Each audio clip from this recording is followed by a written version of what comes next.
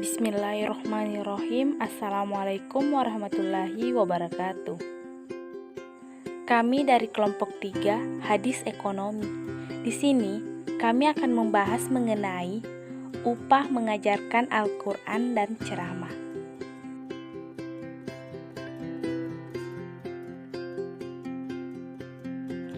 Untuk mengetahui boleh atau tidaknya menerima upah dalam mengajarkan Al-Quran dan ceramah, silahkan simak video ini.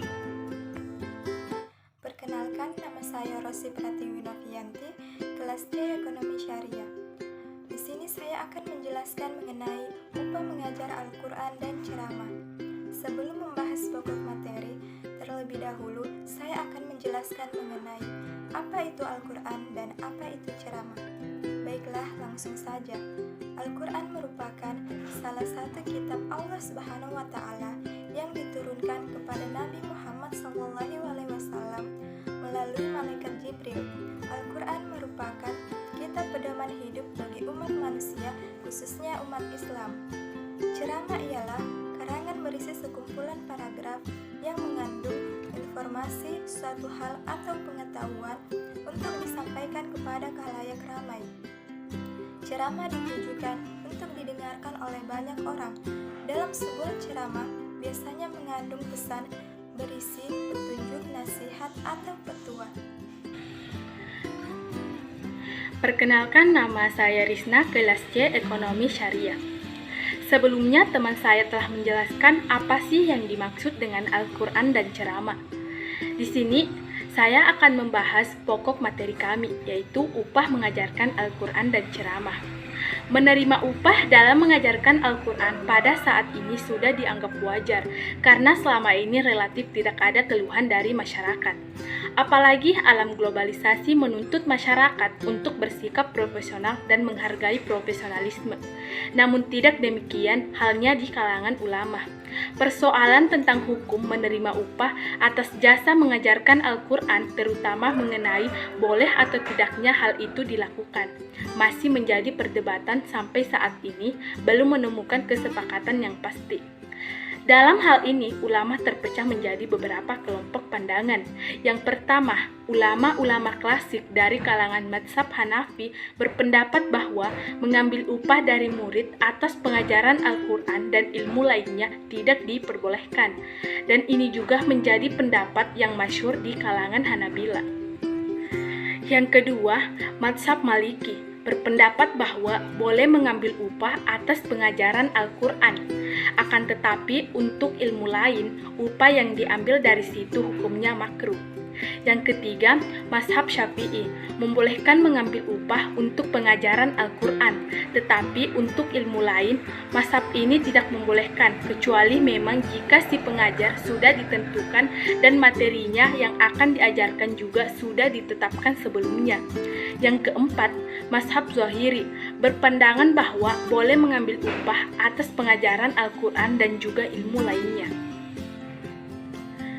Adapun dalil yang mengharamkan pengambilan upah, sabda Nabi Muhammad SAW diriwayatkan dalam Imam Ahmad dalam musnadnya bahwa beliau SAW melarang mengambil upah dari Al-Quran.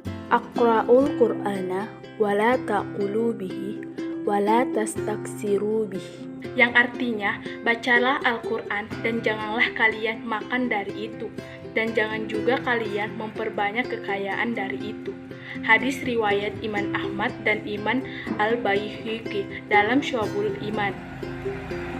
Dan dalil yang kedua, dalam Sunan Ibnu Majah beliau meriwayatkan An Ubayyah bin Qabin qala alamtu rajulal Qur'ana fa'ahadda ilayya qausan fadzakartu dzalika li Rasulillahi sallallahu alaihi wasallam faqala in akhastaha akhasta qausam min naring faradadtu, yang artinya sahabat Ubay bin Ka'ab pernah berkata, Aku pernah mengajarkan Al-Quran kepada seseorang, kemudian aku diberikan sebuah busur atau panah. Lalu aku kabarkan kepada Nabi Muhammad SAW. Lalu beliau berkata, "Jika kau mengambilnya, itu berarti kau telah mengambil sebuah busur dari neraka." Lalu aku kembalikan busur itu. Hadis riwayat Ibnu Majah. Perkenalkan, nama saya Rizka Wati. Saya akan melanjutkan materi dari saudari Risna, yaitu dalil yang membolehkan upah. Yang pertama, sabda Nabi Muhammad SAW, yaitu Inna ahaqqa ma akhadtum alaihi ajran kitabullah, yang artinya sesungguhnya yang paling layak untuk kalian ambil imbalan atau ongkos ialah kitabullah. Hadis riwayat Bukhari. Hadis di atas dengan sangat jelas mengisyaratkan kebolehan mengambil upah atas pengajaran Al-Quran. Kalau dari Al-Quran saja seseorang dibolehkan mengambil imbalan atas itu, maka juga diperbolehkan mengambil imbalan dari apa yang dikandung oleh Al-Quran itu sendiri.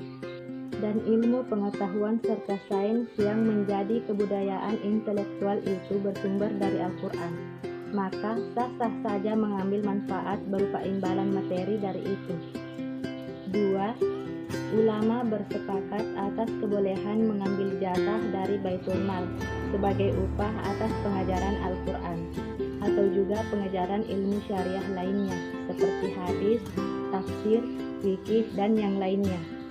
Upah yang diambil dari Baitul Mal itu sejatinya bukan pembayaran atas ilmu tersebut, melainkan sebagai bentuk tolong-menolong dalam ketaatan ibadah, dan itu tidak merubah nilai ibadah pengajaran tersebut. Dari uraian masing-masing kelompok atas apa yang mereka pegang dalam hal kebolehan atau tidaknya mengambil upah dalam mengajarkan Al-Quran atau juga ilmu lain, bisa ditarik kesimpulan bahwa keduanya punya tujuan mulia, yaitu memotivasi agar umat tetap dekat dengan ilmu, agar ilmu bisa didapat yang kemudian berbuah kemajuan, peradaban, serta intelektualitas umat Islam.